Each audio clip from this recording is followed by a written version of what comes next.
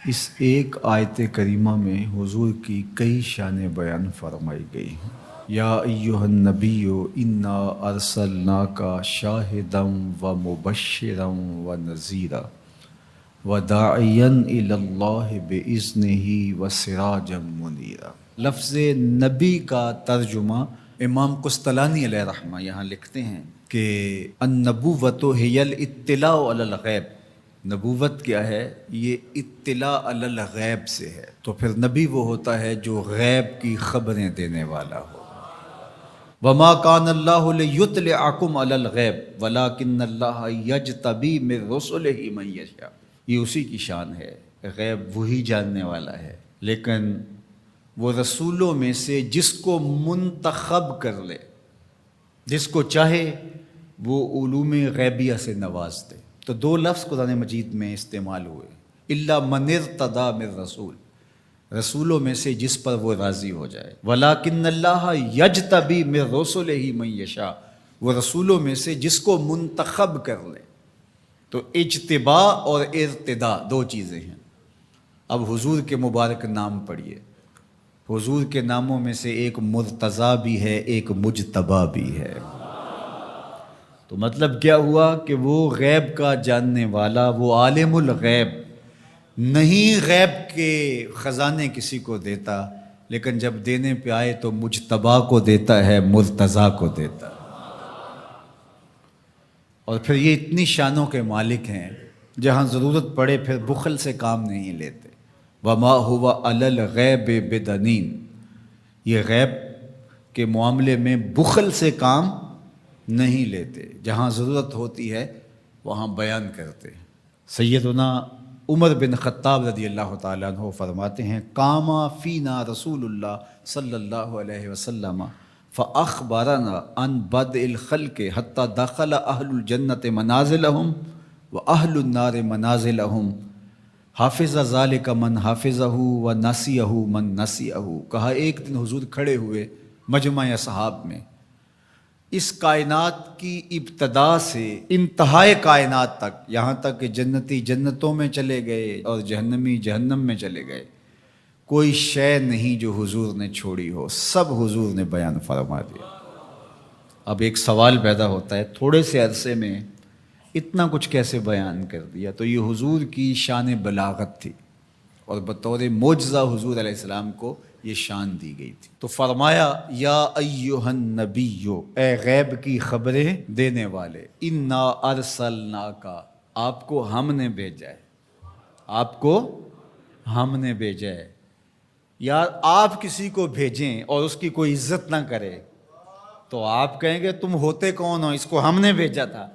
اللہ کہتا ہے محبوب تجھے ہم نے بھیجا ہے۔ تو یہ اللہ کی طرف سے فرستادہ ہیں، اللہ کی طرف سے بھیجے گئے ہیں، یہ اللہ کے نمائندے ہیں، اس لیے حضور کی آواز آواز حق قرار پائی، حضور کا بولنا اللہ کا بولنا قرار پایا، حضور کا حکم اللہ کا حکم قرار پایا، حضور کی اطاعت اللہ کے اطاعت قرار پائی۔ تو اس لیے جو محبوب کی بات مانتا ہے وہ رب کی بات مانتا ہے، اور جو حضور کا انکار کرتا ہے وہ رب کا انکار کرتا ہے۔ کوئی ساری زندگی لا الہ الا اللہ پڑھتا رہے اور محمد رسول اللہ نہ پڑھے، رب اس کے لا الہ الا اللہ پڑھنے کو اس کے منہ پہ مارے گا، اگر میرے رسول کو نہیں مانتا، اس کو میں نے بھیجا ہے۔ تو کہا انا ارسلناک شاہدا و مبشرا و نذیرا، آپ کو شاہد بنا کر بھیجا ہے، آپ کو مبشر بنا کر بھیجا ہے، آپ کو نذیر بنا کے بھیجا۔ شاہد کا کیا معنی ہے؟ اتفاق تو ہوتا رہتا ہے مجھے بھی آپ کو، جب کوئی فوت ہو جاتا ہے تو جنازہ پڑھتے ہیں تو کیا اس میں بولتے ہیں اللہم اغفر لحینا و میتنا و شاہدنا و غائبنا، اللہ جو حاضر ہیں انہیں بھی بخش دے، جو نہیں آئے انہیں بھی بخش دے۔ تو شاہد کا کیا معنی ہوا؟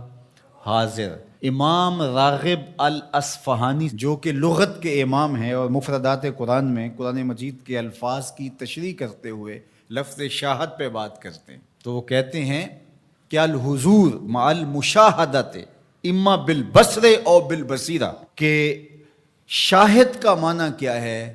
حاضر ہونا مشاہدہ کے ساتھ، چاہے بالبصر چاہے بالبصیرہ، آنکھوں سے دیکھ کر کے مشاہدہ کرنا یا اللہ کی دی ہوئی باطنی قوت سے مشاہدہ کرنا؟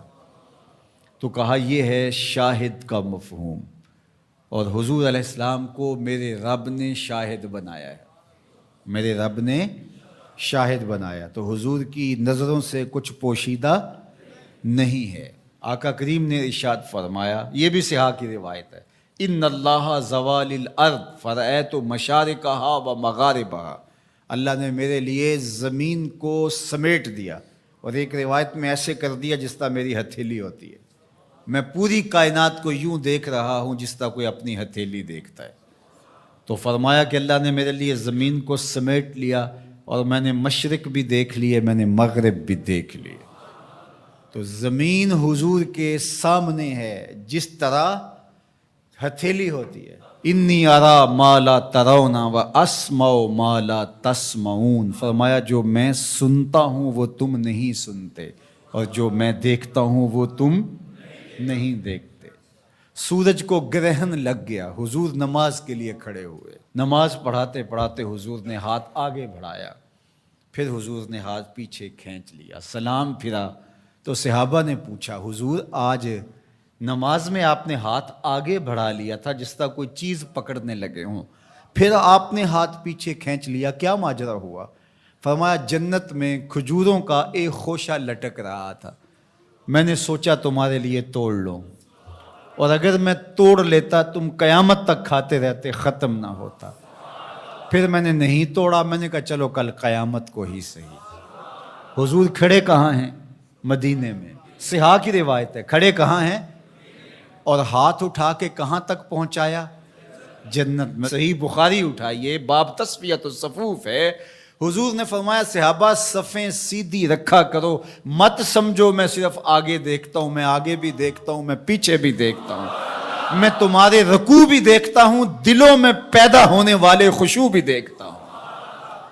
اے فروغت صبح آثار و دہور، چشم تو بی نندائے ما فی الصدور، انا ارسلناک شاہدا، محبوب ہم نے آپ کو شاہد بنا کے بھیجا، و مبشرا، ہم نے آپ کو مبشر بنا کے بھیجا، خوشخبری دینے والا، نیکوکاروں کو جنت کی بشارت دینے والے، اہل ایمان کو اللہ کی رضا کی بشارت، جنت کی بشارت دینے والے، یہ حضور کی شان ہے۔